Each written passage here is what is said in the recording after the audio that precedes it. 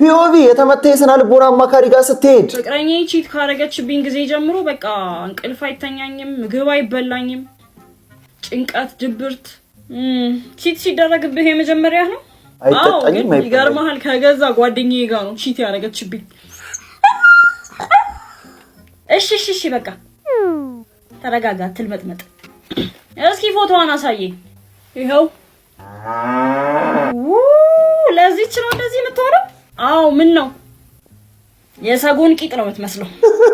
አይ ኖ እንደምበዛባት እኮ ገና ድሮ ነበር የማውቀው።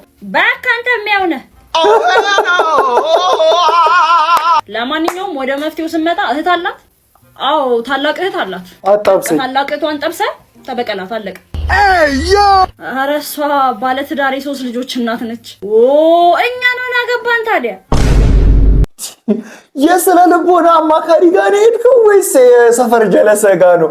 እንዴ የሚመክረው ምክር እንዳለ ዳርክ ሺት አንተ